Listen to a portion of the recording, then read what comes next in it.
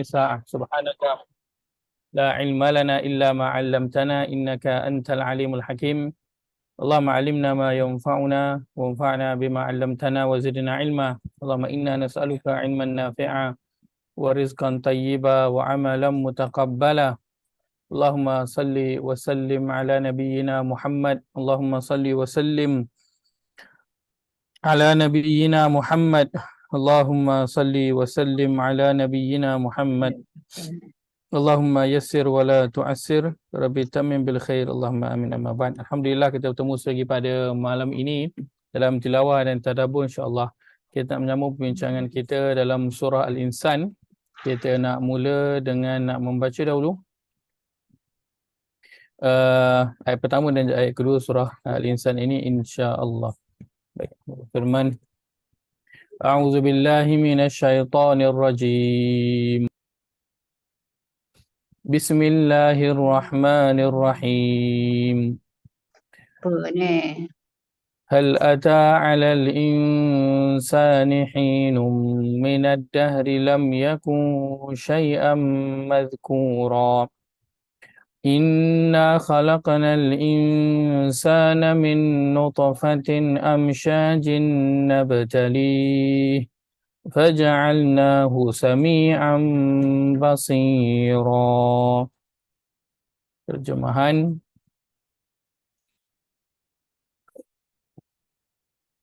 Bukankah telah berlalu kepada manusia satu ketika dari masa yang beredar, sedang ia masih belum wujud lagi dan tidak menjadi sesuatu benda yang disebut-sebut, maka mengapa kaum musyrik itu mengingkari hari akhirat?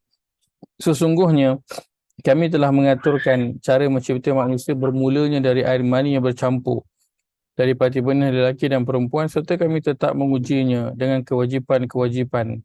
Oleh itu maka kami jadikan dia berkeadaan mendengar dan melihat. Baik. Kita melihat pada surah Insan pada minggu lepas, kita dah melihat tentang background sikit berkaitan dengan surah Al-Insan ini. Surah Al-Insan, surah yang manusia, maksudnya adalah manusia, dan ia benar-benar akan menceritakan tentang manusia. Kita boleh dapat lihatnya daripada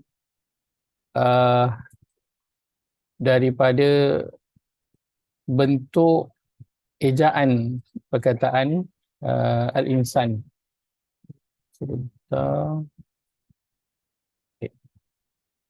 Kalau kita lihat pada ejaan Al-Insan, kalau kita tuliskan di sini,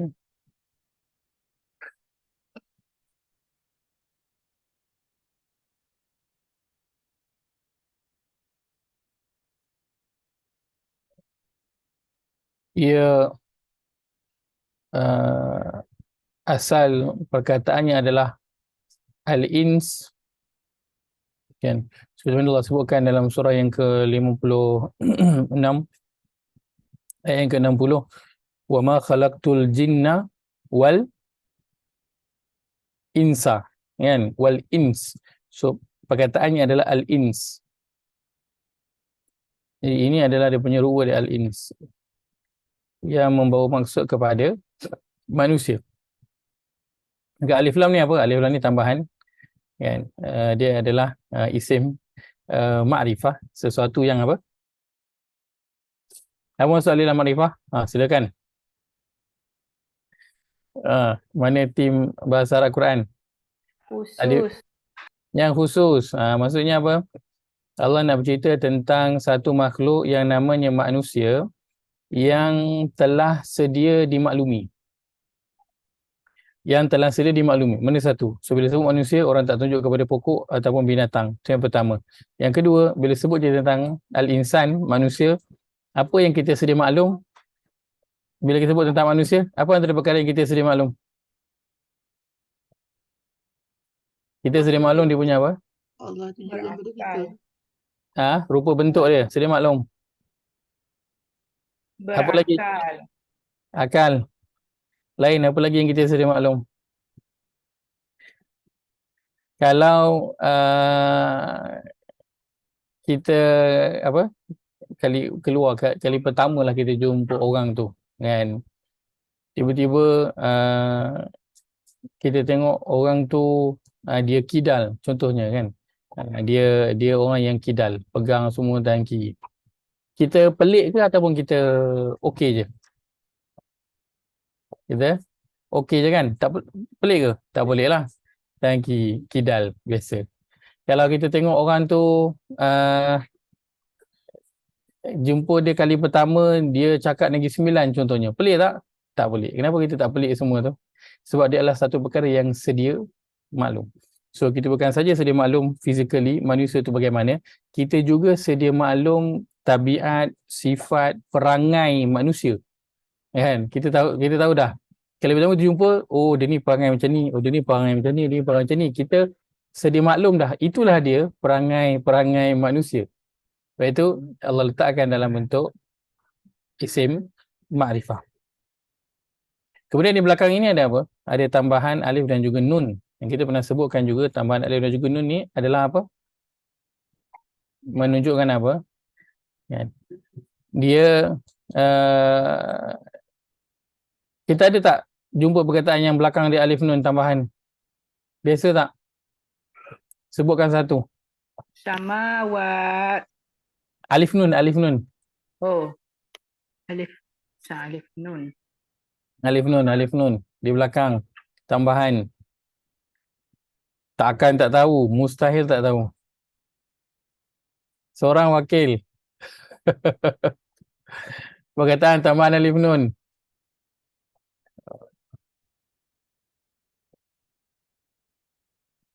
Tiga orang Ha. Biasa tak jumpa perkataan ni? Ha? Biasa jumpa perkataan ni? Al-Quran. Al-Quran biasa tak? Biasa. Alif nun ni dia punya root word ke? Bukan, dia adalah tambahan. Root wordnya adalah qaf, ra, hamzah, alif lam juga adalah tambahan. Pernah jumpa kan? Apa lagi yang Ar-Rahman? Ha? Ar-Rahman macam mana? Ar-Rahman.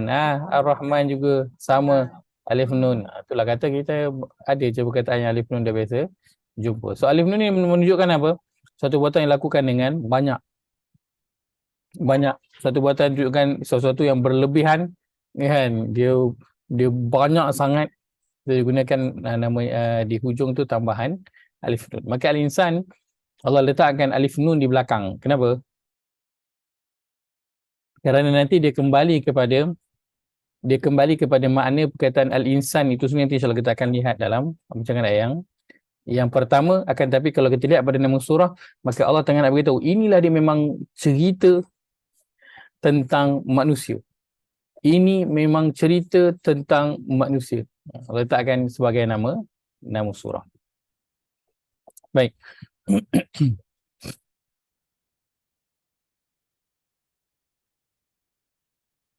Pada ayat pertama kata hal ata 'alal insani hinun minad dahri lam yakun syai'an mazkura. Belum sampaikah lagi apa masa ataupun berita kepada manusia hinun tentang cerita minad dahri. Ad-dahri ini adalah maksudnya masa. So, kita sebutkan dalam Al-Quran dia ada beberapa perkataan yang menunjukkan kepada masa. Kita ada perkataan as-sa'ah. Sebentar. Saya padam lagi ni.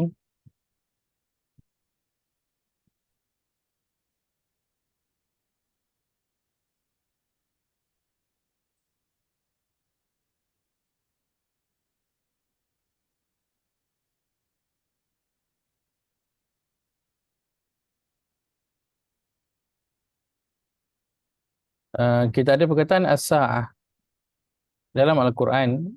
As-sa'ah menunjukkan kepada apa? Masa. Sebab itu kalau jam kita panggil dia apa? Sa'ah. Kalau kita tanya orang pukul berapa, sekarang kita akan tanya kam as-sa'ah al-an. Sekarang pukul berapa? So dia berkaitan dengan masa.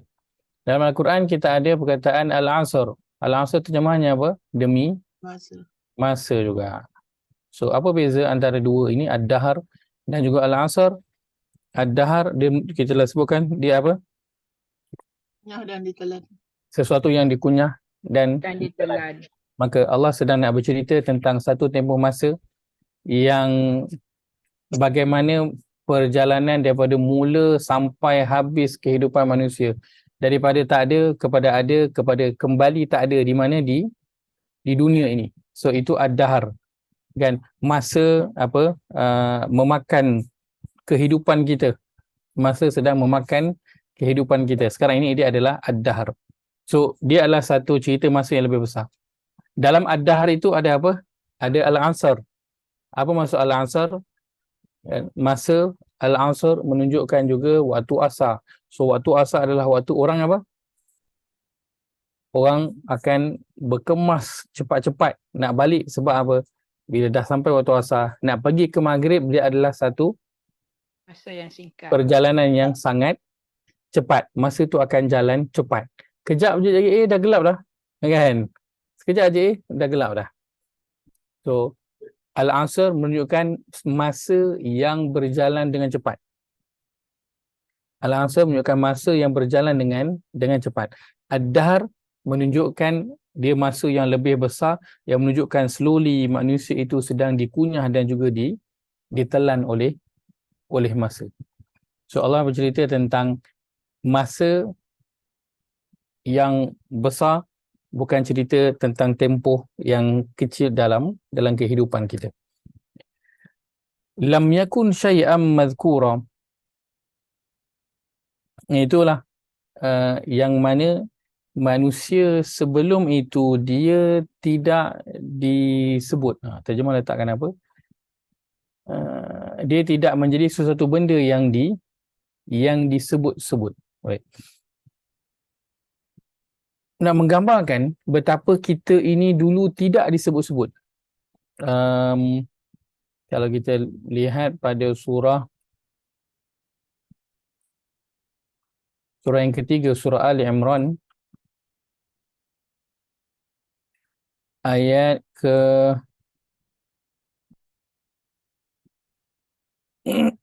ayat ke-35 pada halaman 54. Halaman 54 surah Ali Imran, surah 3, ayat ke-35. A'udzubillahi minasyaitonirrajim. Idz qalat imra'atu Imrana rabbi inni nazartu laka ma fi batni muharrara. Ingatlah ketika isteri Imran berkata, Tuhanku, sesungguhnya aku nazarkan kepadamu anak yang ada dalam kandunganku. Baik.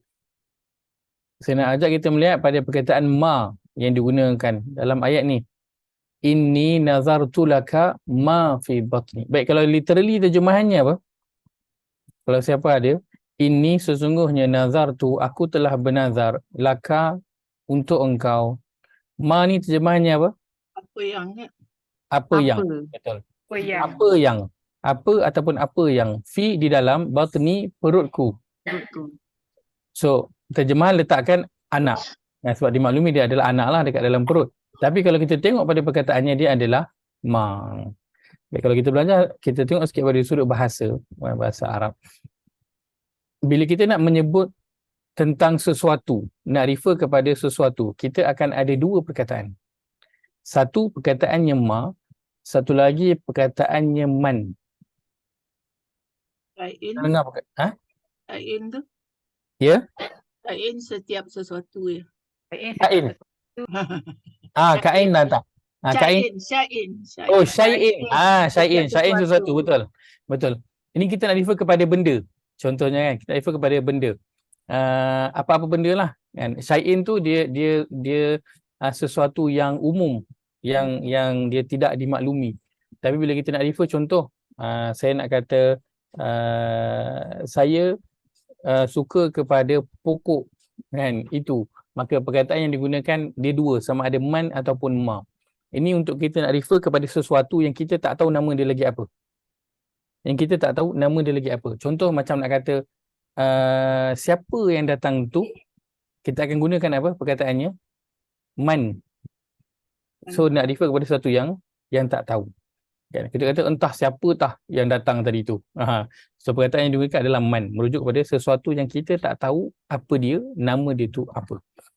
Beza dua penggunaan ini, ma dan juga man, beza dia. Kita dah lalu sebenarnya sebelum ini dalam surah Al-Mujadalah. Surah yang ke-58, aku bincang surah Al-Mujadalah, kita lalu benda-benda ni. Ma dan juga man. Apakah bezanya? Bila kita nak refer kepada manusia, kita akan gunakan man. Ini untuk yang berakal.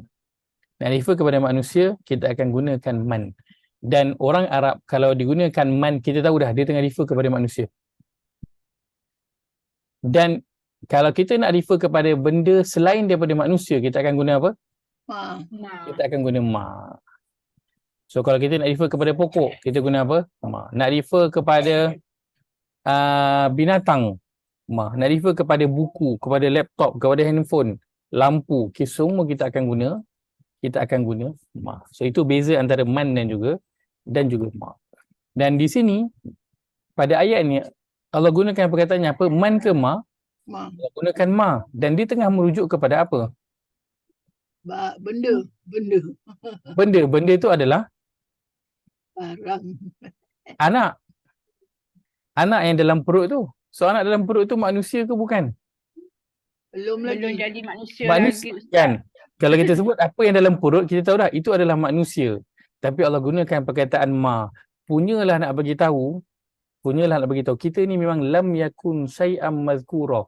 Kita ni nak bagi nama apa pun tak ada lagi. Kita nak gunakan man pun, dia belum jadi manusia lagi. Nak gunakan man je pun, bukan nak bagi nama dia Muhammad Faiz. Jauh lagi. Nak gunakan perkataan man, referring kepada dia pun belum layak lagi. Maka digunakan perkataan ma, yang memang umum lagi tak tahu dia ni binatang ke, pokok ke, manusia ke, apa ke. Akal pun tak ada lagi. Akal pun tak ada. Nak menggambarkan betapa lam yakun syai'am mazkura. Kita ni memang tak tahu nak dipanggil apa lagi sampai Quran refer dia sebagai ma. So dia setaraflah waktu tu dengan binatang, setaraflah waktu tu dengan kucing ke, dengan anjing, dengan semua binatang yang kita pandang hina itu, kita dulu setaraf dengan mereka semua dari sudut panggilan di sisi Allah Azza wa Jalla.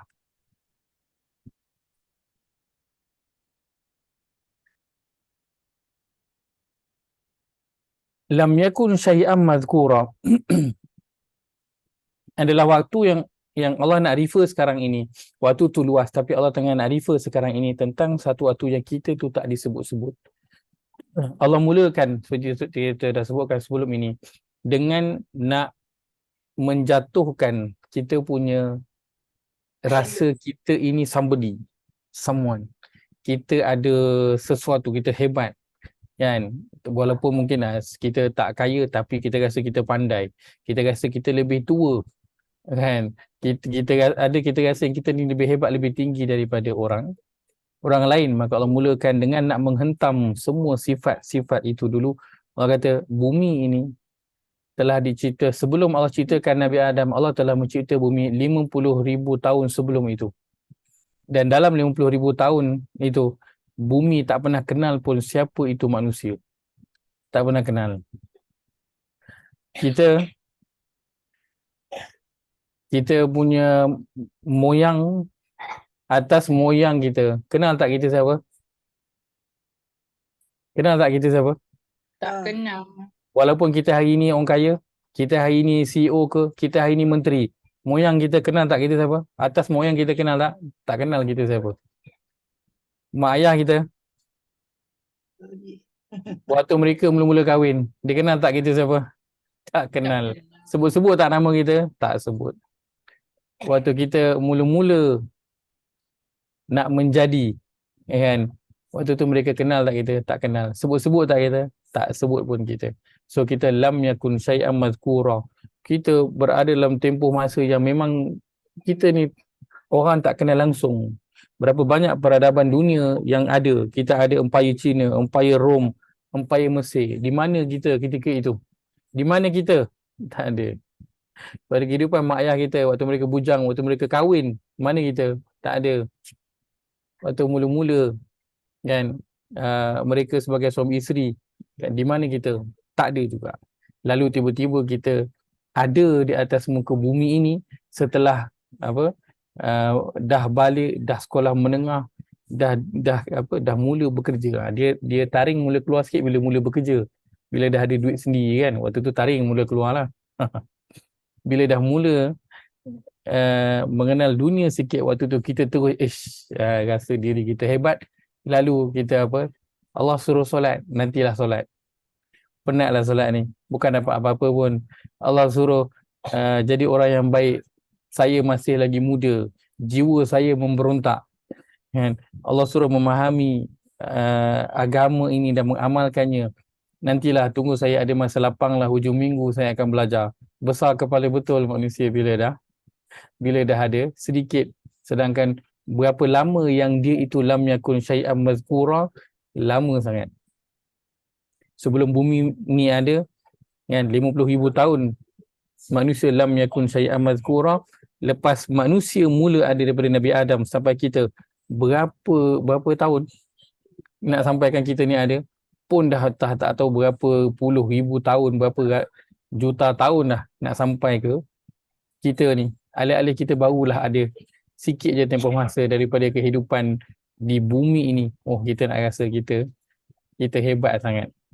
Dia ibarat macam budak form 1 baru, bukan hari pertama, hari tu baru jam yang pertama, baru 10 minit yang pertama dia masuk sekolah tu, dia dah rasa dia hebat dah. Dia dah rasa dia hebat dah, dia dah buat kepala dah sukati dia. Dia tak nak masuk, cikgu suruh berkumpul nak pengenalan, dia tak nak, sukati dia pergi duduk dekat tempat lain. Dia buat tak tahu je main handphone. Baru 10 minit duduk kat sekolah tu. Kan, nak bandingkan perjalanan dia sebelum dia sampai kat situ, dan berapa banyak batch pelajar yang dah ada.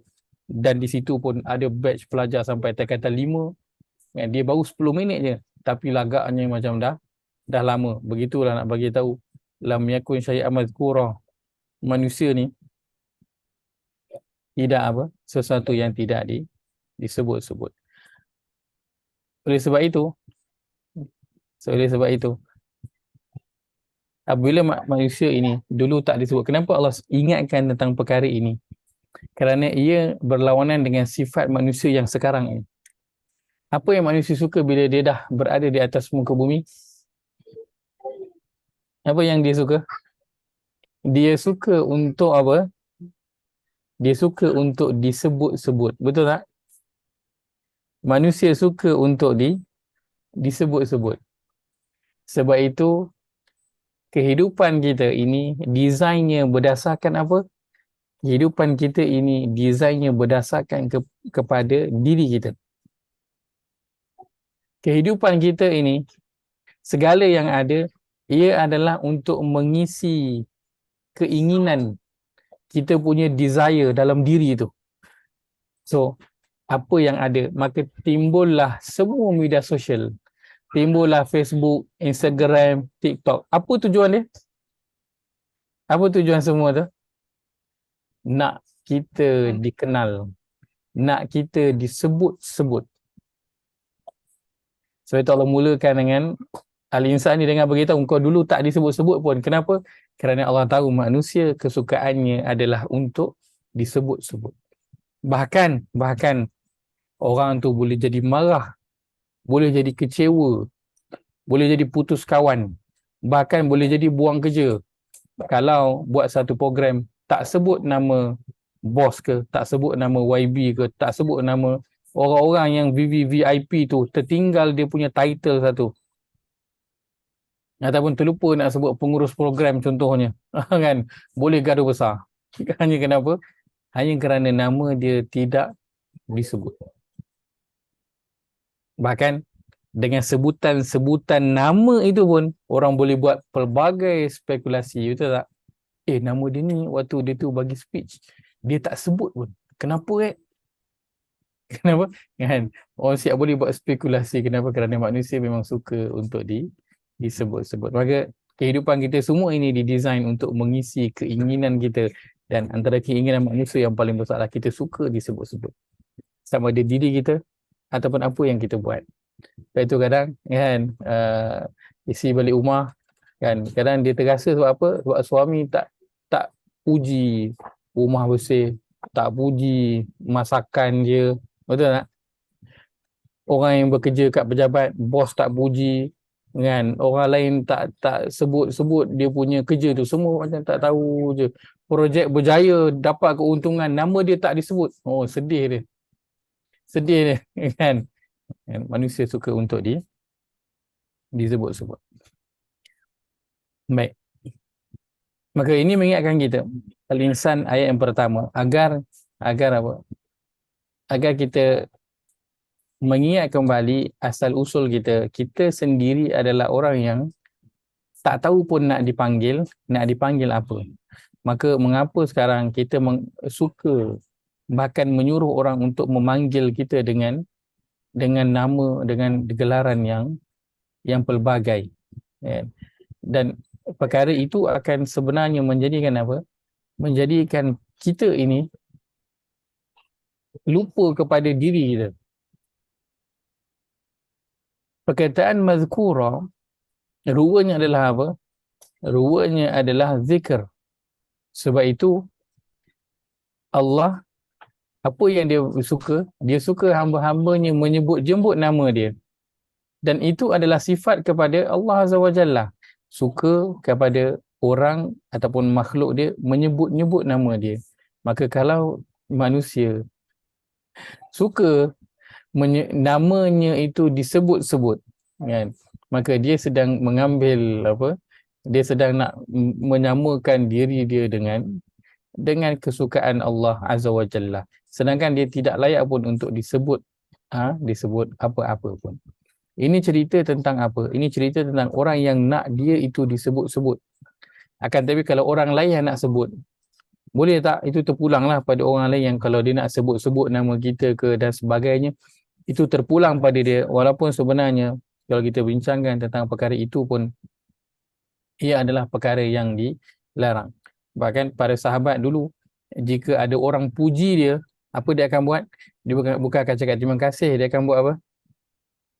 Dia akan marah orang tu. Dia akan marah orang tu. Sebab duk sebut-sebut nama dia, duk puji-puji dia.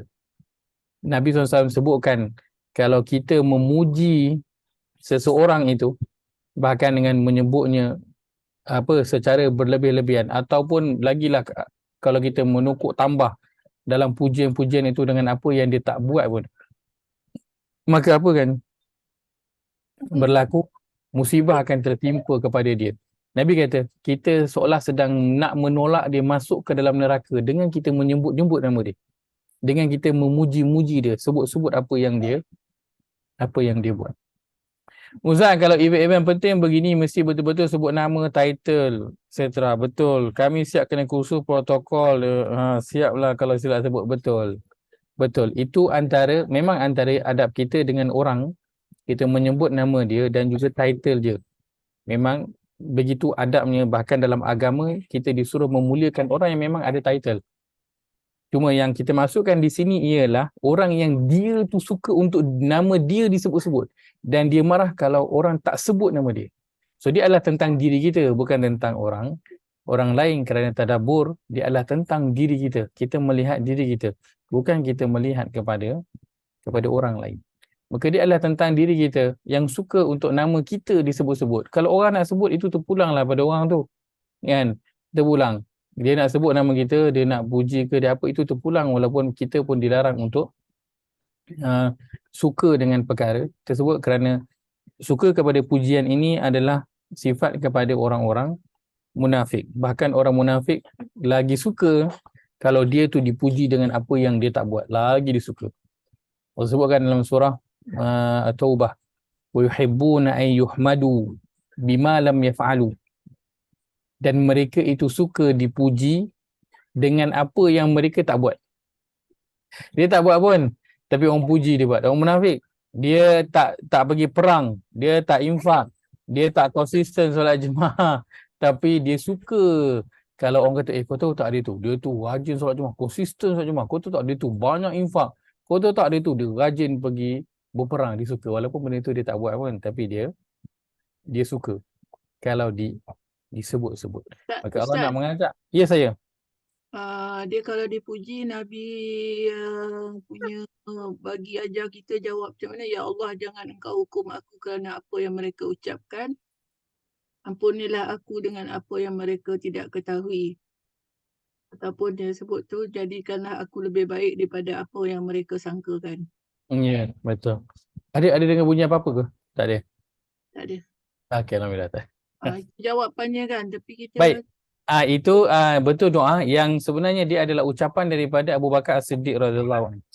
ah, Dia bukan ucapan daripada Abu Abu Bakar Bakar ya. As-Siddiq Oh, radhiyallahu anhu. bukan Nabi ya. Bukan, bukan. Tapi Bukan. dia masuk dalam doa Nabi apa tu? Tap- Apa panggil tu? Tapi dia adalah doa yang memang kalau kita cerita tentang Muslim. pujian, Hisnul memang Muslim. ini doa yang dibawa. Sebab dia doa daripada sahabat, dia tinggi. Dia Quran, doa Nabi, doa para sahabat. So doa dia tu tinggi, dia punya kedudukan dia. So itu doa yang baik, sangat baik, yang disebut oleh Abu Bakar As-Siddiq radhiyallahu an. Jika saya tak salah, nanti depan ni saya akan double check insya-Allah. Tentang bila dia dipuji, dia doa agar Allah ampunkan dia. Kenapa? Kerana bila orang puji kita, orang sebut-sebut nama kita, sebenarnya dia sedang menyebut berapa persen yang dia nampak pada diri kita. Betul tak? Dia tak tahu lain tak berapa banyak kita punya dosa dan kesalahan yang kita dah buat di belakang dia, yang dia tak tahu pun. Yang kalau kata dia tahu, mungkin 30% daripada apa yang kita dah buat dulu, dosa dan kesalahan kita yang kita dah buat, bukan setakat nak sebut-sebut, nak puji kita. Dia nak pandang muka kita pun menyampah. Nak pandang muka kita pun dia tak nak. Maka sebab itu Abu Bakar Siddiq membaca doa tu agar Allah ampunkan dia, kerana kan bila orang puji tu sebenarnya dia memuji, tapi dia tak tahu hakikat sebenar. Kita je yang tahu diri kita. Nabi ada ajar lah Ustaz cara nak buat tu kalau orang tu puji juga. Habis kalau kita dapat ke tidak, kita akan sebut aku kira si Fulan macam tu lah, dan Allah menghitung segala amal perbuatannya. Nabi cakap aku tidak akan memuji seseorang di depan Allah. Aku kira orang lain jika ia mengetahui yang demikian begitu ini. Tentu. Ya. Dia dalam hadis yang Nabi melarang seorang sahabat memuji sahabat yang lain. Tentang perkara itu. Nanti saya kongsikan insya-Allah hadisnya. Hanya puji orang kita tak boleh juga. Kan kadang memuji orang bahaya. Puji orang bahaya. Sebab tu kita memuji bagus, supaya jangan puji secara berlebih-lebihan. Sebenarnya kita sedang membawa mudarat kepada orang tu. Dia sama macam ain lah, macam ain. Kan? Kita pandang sesuatu yang cantik yang kita suka, tapi rupanya bawa mudarat kepada orang tersebut. So kata-kata pun sama. Niat kita baik, kita tak ada apa-apa niat pun. Tapi sebabkan perkataan tu, dia umpama macam panahan daripada syaitan kepada orang tu. Ya, sebab tu kalau bahasa kita kan, kalau puji, tengok tu dia kembang kan. Akhirnya apa? Nanti meletup. So meletup tu baik ke tak baik kan? Meletup habis. Tak baik lah.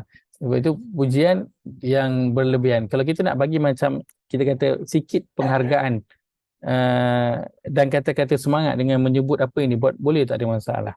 Jangan berikan dia secara banyak ataupun berlebih-lebihan. Sebab itu kalau kita lihat dalam antara ceramah-ceramah kan, kalau beberapa syekh Arab yang saya tengok, sebelum nak ceramah tu dia kenalkanlah syekh ni, dia ni.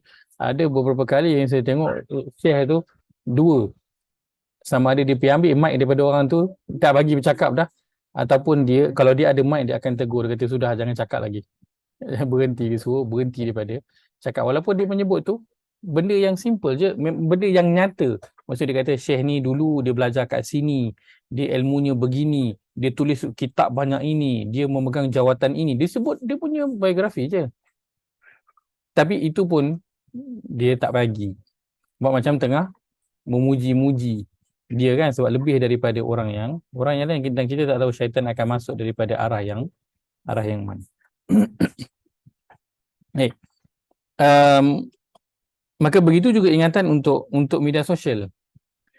Ia ruangan yang sangat besar yang syaitan gunakan untuk memenuhi keinginan manusia, untuk dipandang, untuk disebut-sebut. Sebab itu simple je media sosial ni. Apa yang ada? Yang ada gambar, yang ada video, yang ada tulisan. Dan orang mempamerkan apa yang seronok kan dalam kehidupan dia, apa yang best kan. Kalau dia tu handsome ke cantik, dia akan duk tayang dia punya muka lah kan. Padahal hari-hari tengok muka dia angle sini, angle sana lah. Kalau dia kaya, dia akan duk tayang lah cantiknya. Dia takat gambar langit yang cerah dengan awan kan, tapi ada gambar lambang kat steering tu contohnya lah kan. So dia ruang yang syaitan akan gunakan untuk manusia, keinginan manusia disebut-sebut dan juga dipandang. Akhirnya manusia sekarang ini kan, terutamanya anak muda, yang dikira adalah apa? Yang dikira berapa ramai followers engkau. Kau ramai followers, engkau memang hebat. Kau ramai followers, engkau memang power. Bahkan daripada kalangan asatizah pun, bila antara perkara yang kadang bila bercerita tentang, bila antara sembang-sembang itu antara perkara yang macam, tahu tak, dia punya TikTok kan, dia punya live dah ramai ni, dia punya TikTok tu kalau dia on tu ramai orang like, ramai orang share. Itu perkara yang disebut-sebut. Kenapa? Itu kesukaan manusia dan itu perkara yang sangat-sangat bahaya. Kita akan tanpa sedar, akhirnya kita akan membuat posting, even perkongsian tentang agama, sharing tentang agama pun, dia nanti akan ada macam apa, ada bezanya. Kita akan nampak bila tau, bila nanti kita live, orang kurang, kita tulis, orang kurang like, orang kurang share. Waktu tu kita akan rasa macam kan, ada rasa something dalam diri tu tak berapa best. Jadi Allah ingatkan perkara pertama yang manusia ini suka sangat disebut-sebut, dan manusia itu memang suka berbangga dengan apa yang dia ada, dan itulah yang banyak merubah diri manusia, yang menjadikan banyak perselisihan dalam kehidupan ini. So Allah mulakan dengan nak menghentam dulu tentang perkara itu. Allah kata lam yakun ini, lam bukan yakun adalah ia. Perkataan yakun. Baik. Perkataan yakun, yang ni ayat pertama ini, dia nanti perbincangannya akan terus sampai nanti akhir. So ayat pertama dia macam full, dia punya maklumat yang akan bercerita tentang ayat-ayat yang lain dalam surah ini. Perkataan yakun, dia sama rupa dengan perkataan al-kaun. Dengan perkataan al-kaun. Apa maksud al-kaun? Al-kaun ini maksudnya ni, alam semesta ini kita panggil semuanya adalah al-kaun. Maka manusia dia adalah salah satu makhluk yang berada di alam semesta. Maka apa yang Allah nak bawakan pada perkataan lam yakun, nanti kita akan lihat perbincangannya nanti.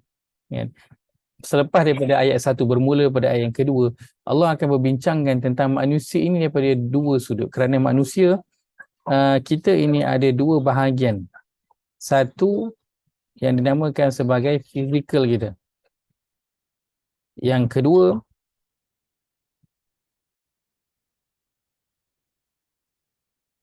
fizikal kita, badan. Dan yang kedua, kita ada bahagian spiritual kita. Itulah roh kita. Ini dua bahagian yang Allah akan sentuh. Cerita tentang al-insan ketika di dunia dan juga nanti ketika di akhirat. Dan pada ayat pertama surah al-insan ini yang Allah sentuh, dua-dua terus Allah sentuh. Allah sentuh tentang apa? Kita physically dulu tak disebut-sebut pun. Dan secara spiritual juga, dalaman kita, dengan sifat kita, tabiat kita yang suka disebut, yang angkuh, yang sombong, yang rasa kita ni lebih hebat ataupun lebih dari beberapa segi daripada orang lain, itu Allah sentuh daripada sudut spiritual. Baik. Ayat yang kedua, Allah sebut inna khalaqnal insana min nutfah. Inna, sesungguhnya, khalaqna, kami telah menciptakan al-insan, manusia. Baik. Kita nak ambil sikit pada bahagian awal ini. Kalau kita lihat dari sudut bahasa, inna, terjemahannya apa? Sesungguhnya kami. Baik.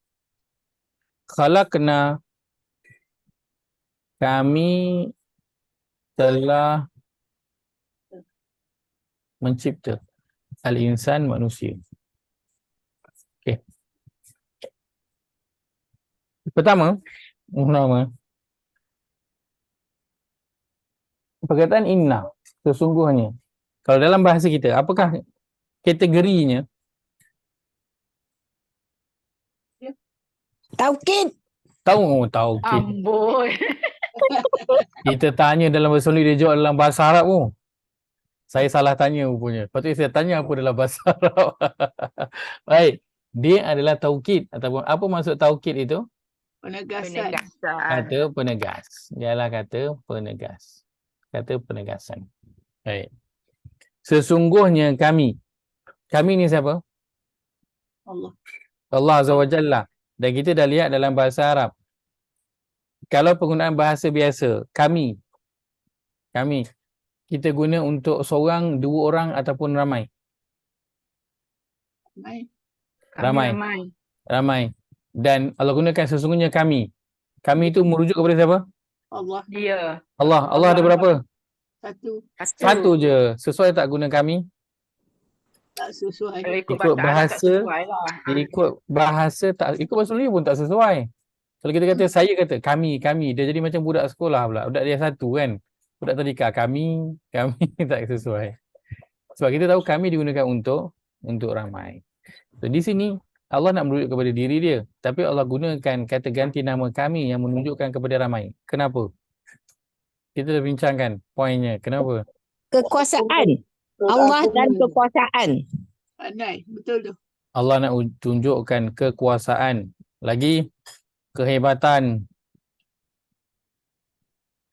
Lagi keagungan Pemilikan tak? Allah. Pemilikan. Boleh letakkan pemilikan. Pemilikan mutlak. Kenapa Allah gunakan kami? Sebab mungkin orang kata kami itu maksudnya Allah dan malaikat. Sebabkan malaikat juga yang tolong cipta Allah. Sebabkan malaikat tiupkan roh pada hari yang ke-40, malaikat tulis apa-apa semua kan. Tapi dia akan kembali kepada soalan kita. Kan? Allah boleh tak buat itu tanpa malaikat? Boleh Ke juga. Allah memang perlukan malaikat? Tak. Tak. Dia tentu sasar lah tak kan? Allah perlukan malaikat, sasar lah Allah boleh buat sendiri. So, maka kami itu dia merujuk kepada siapa? Dia kembali merujuk kepada Allah SWT satu sahaja. Tapi kenapa Allah guna kami? Untuk menunjukkan pada diri yang satu, kerana Allah nak beritahu, kami ni kita tahu.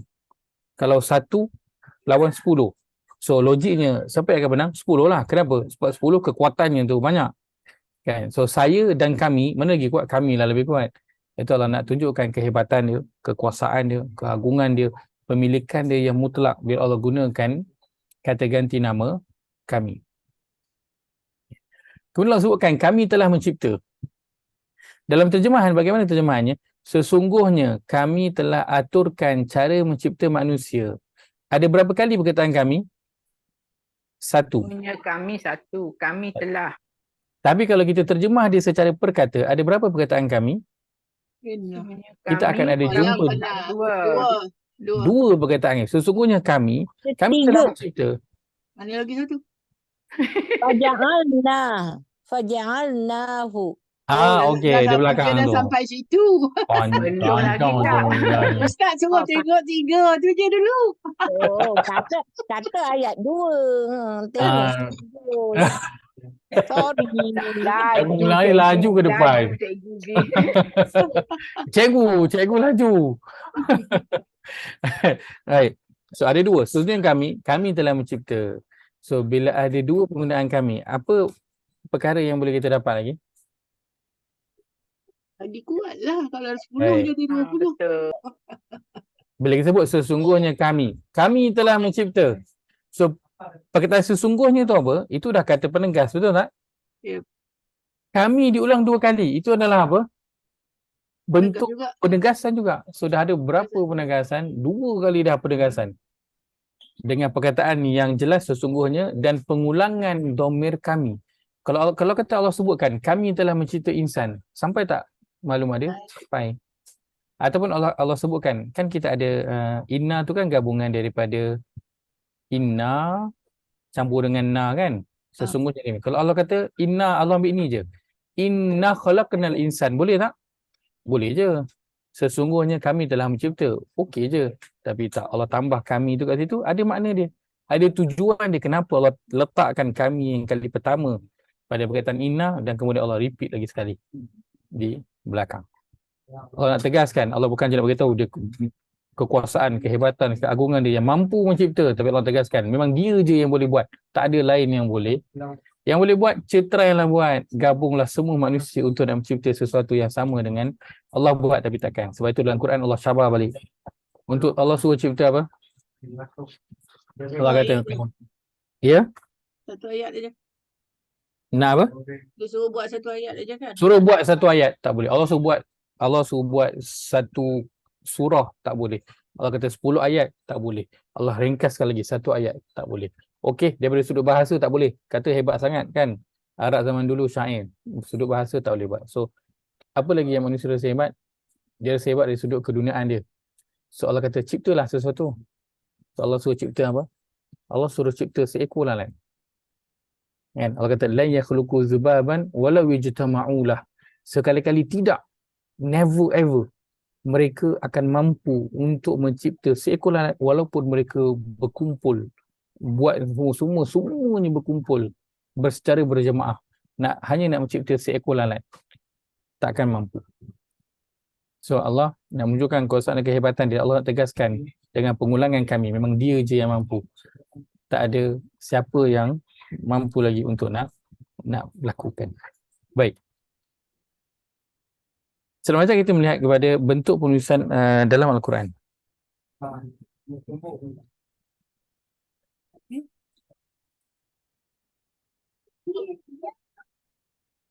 Dalam bentuk penulisan umumnya lah, dan begitu yang nanti kita lihat dalam cara penulisan Al-Quran. Ada 3 bentuk cara menulis. Yang pertama,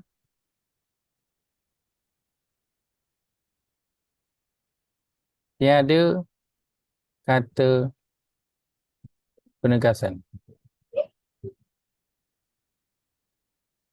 Yang kedua, satu kata penegasan. Yang kedua, maaf.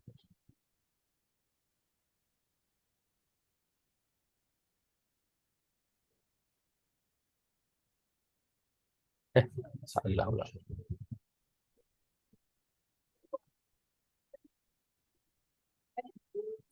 Di sini satu kata penegasan dan di sini 2 kata penegasan. Baik. Begini tak bentuk orang menulis? Ada waktu orang tulis tak ada dengan tak menggunakan kata penegasan. Ada waktu orang guna satu kata penegasan, ada waktu orang guna 2 kata penegasan, dan kita ambil sampai situ je dulu. Baik.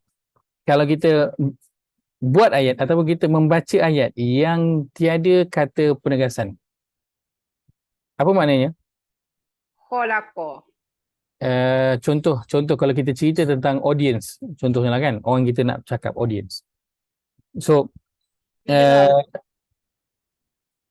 kalau tiada kata penegasan, kita gunakan itu untuk normal punya audience yang biasa, betul tak? Audience yang biasa, umum, kita gunakan. Tapi kalau kita nak jual barang, contohnya lah kan, kita akan guna tak kata penegasan? Ya. Kita akan mula gunakan. Kepada siapa?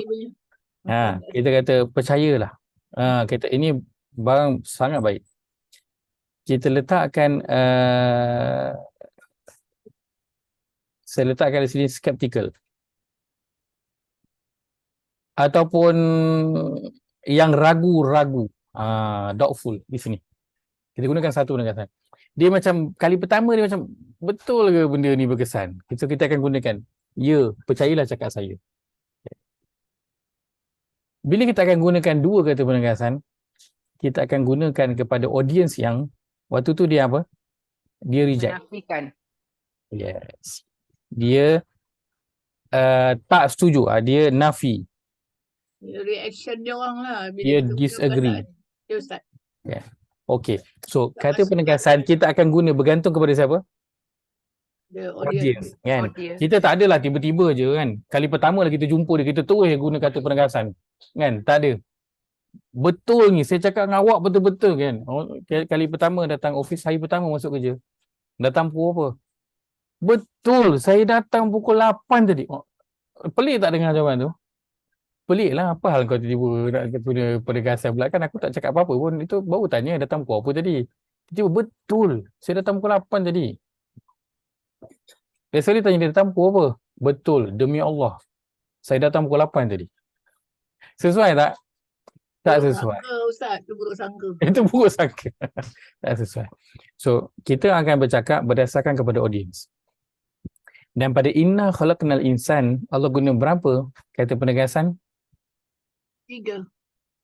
2. Allah gunakan 2 kata penegasan. Allah letak sesungguhnya. Kemudian kami itu diulang lagi. 2 bentuk penegasan minimum ada di situ. So, sekarang ni Allah tengah nak bercakap kepada audience yang bagaimana? Degil lah. Kepada Reject. audience yang dia bukan lagi ragu-ragu. Ini bukan ragu-ragu punya audience, tapi audience yang apa? Audience yang dah reject. Audience yang dah disagree. Audience yang dia akan apa? Melawan kembali. So ini audience dia. Dan ini baru ayat yang keberapa? Ayat terakhir surah Al-Insan ke? Baru yang pertama. Baru ayat yang kedua. Kedua. Ayat yang kedua. Kan seperti kita sebutkan tadi, datang pukul berapa? Betul, sumpah saya datang pukul 8. Sesuai tak?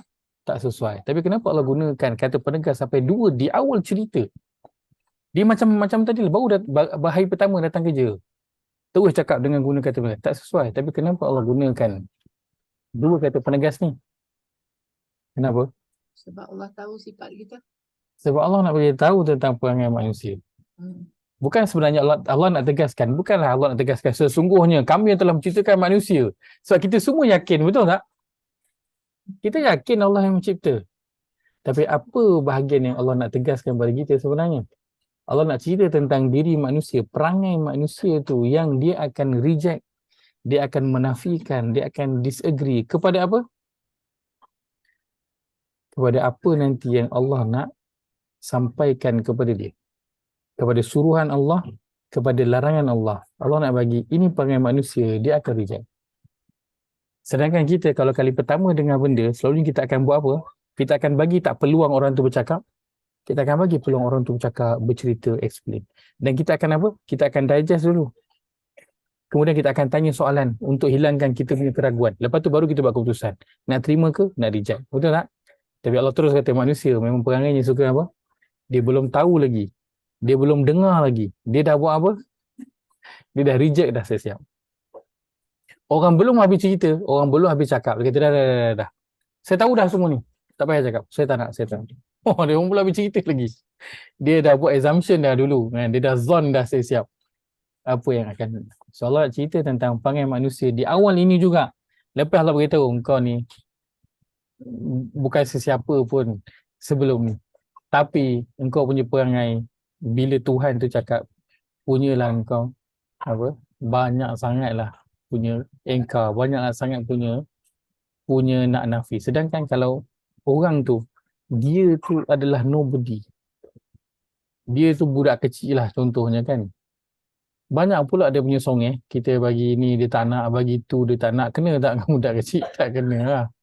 Kalau kita ada pembantu rumah kan, kita bagi apa bilik ni, saya tak nak lah puan.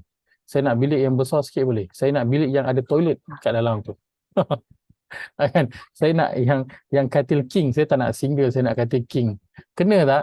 Tak kena lah, banyak songeh pula engkau ni kan. Aku dah bagi banyak songeh. Kalau begitu manusia ni, dia dulu dah tak ada apa-apa. Orang tak kenal dia. Dia tu orang tak kenal. Lagi tak ada apa-apa. Allah dah bagi macam-macam. Lagi nak banyak songeh dengan Allah. Bahkan reject pula. Apa yang Allah cakap dia tak nak dengar. Dia tak nak terima. Seolah Allah kata, kau ni siapa? engkau ni siapa? Itu Allah nak bawakan dulu di awal surah Al-Insan ini. Betul-betul Allah nak memecahkan kesombongan yang ada dalam diri, keegoan yang ada dalam diri kita semua. Kita masalahnya apa? Masalahnya ialah bila kita di luar tu, siapa kita di luar, kita bawa masuk bila kita berjumpa dengan Allah Azza wa Jalla. Itu masalah dia. Bila kita bermuamalah dengan Allah, kita bermuamalah dengan cara yang sama. Kan? Orang yang bila dia ada duit, apa antara perkara yang dia akan mula longgar? Dia akan mula longgar tentang ibadah dia, betul tak? Betapa orang mudah untuk bangun awal, solat awal waktu, bila dia tengah susah. Tapi betapa susahnya dia untuk maintain solat awal waktu bila dia dalam keadaan yang senang. So kita berurusan dengan Allah dengan keegoan kita, dengan diri kita yang ada macam-macam ni. Allah bagi, kita ada macam-macam, tapi kita pergi belagak balik dengan Allah. Macam bos kita bagi kita jawatan tinggi, bagi kita gaji besar, dapatlah beli kereta mewah, dapatlah duduk rumah besar, tapi pergi sombong dengan bos.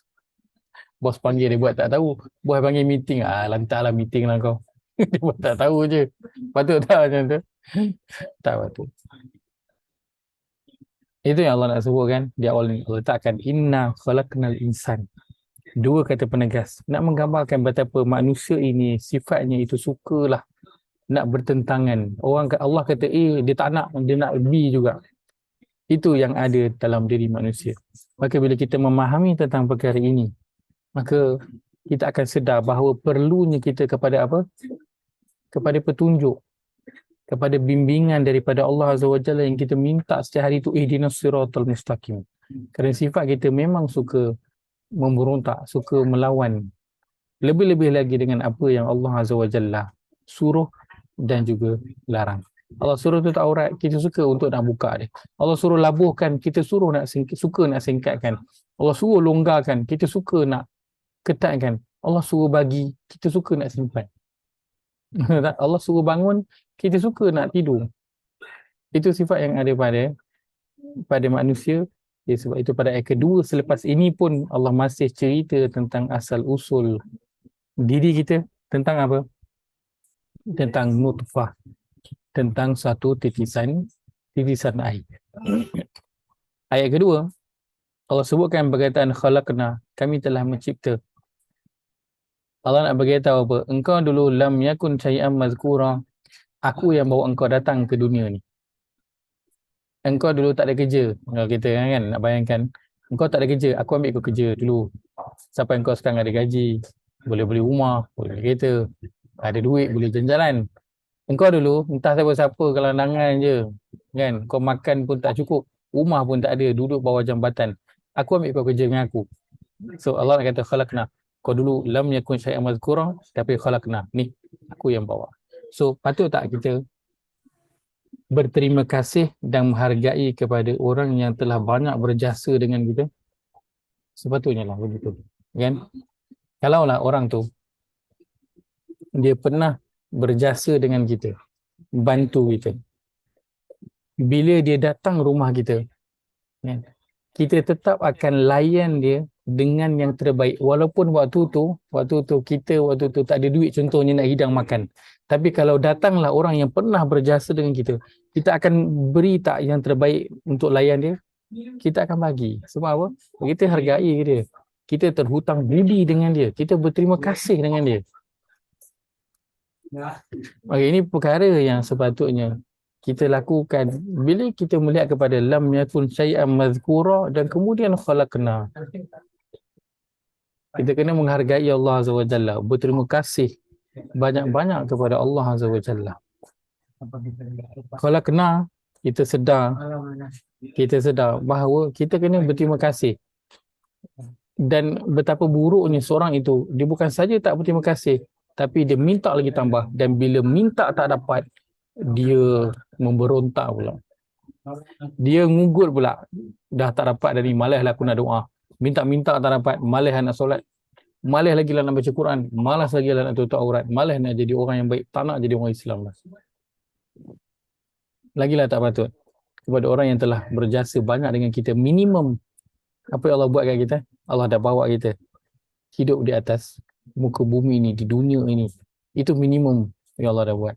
Tapi lebih daripada itu Allah dah bagi kepada kita kehidupan, pelbagai nikmat yang tak terhitung hingga hari ini. Maka satu je perkara yang kita perlu lakukan. Alhamdulillah. Ucapkan syukur dan terima kasih kepada Allah Azza wa Jalla. Itu yang kita ulang-ulang dalam solat kita. Allah dah siapkan. Itu yang Allah nakkan daripada kita. Berterima kasih, menghargai Allah Azza wa Jalla sebagai Tuhan. Tuhan yang telah berbudi kepada kita. Selayaknya kita berterima kasih kepada Allah Azza wa Jalla.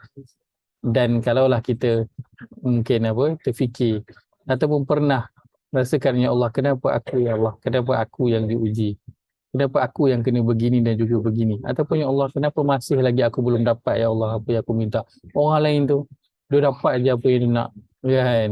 Kalau kita pernah mempersoalkan begitu kepada Allah, maka kita nak kembali memohon ampun kepada Allah dan nak memperbanyakkan terima kasih kepada Allah Azza wa Jalla, kerana kita dulu lam yakun syai'an mazkura, kemudian Allah telah khalaqna, menciptakan kita.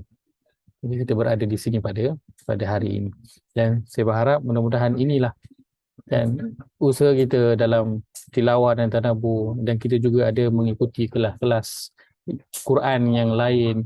Kita juga ada projek-projek infak yang lain, projek menyebarkan ilmu, menyebarkan Al-Quran dan juga kesedaran nilai-nilai agama ini kepada orang lain. Mudah-mudahan inilah cara kita berterima kasih, sedikit usaha yang kita lakukan, dan sebagai cara kita mengucapkan terima kasih kepada Allah Azza wa Jalla, menghargai apa yang Allah telah kurniakan kepada kita 50, 60, 70 tahun ini tak henti-henti. Banyak yang Allah telah berikan. Mudah-mudahan Allah terima semua usaha kita ini, dan ini nanti Allah akan gantikan balik juga dengan syurga, dan kita harapkan daripada Allah adalah keampunan daripadanya. Allah Ta'ala alam. Itu sikit saya kongsikan pada malam ini, mudah-mudahan ada manfaat dapat diambil. Saya maaf tadi kita mula terlewat, kita akan sambung bincangan pada minggu hadapan insya-Allah. Qul qawli hadza wa astaghfirullahalazim li wa lakum. Kita tutup dengan takbir kafarah. Subhanakallahumma wa bihamdika asyhadu an la ilaha illa anta astaghfiruka wa atubu ilaik. Jazakumullahu khairan atas semua meluangkan masa pada malam ini. Mudah-mudahan Allah nilai sebagai amal yang saleh insya-Allah. Terima kasih semua. Assalamualaikum warahmatullahi wabarakatuh. Waalaikumsalam.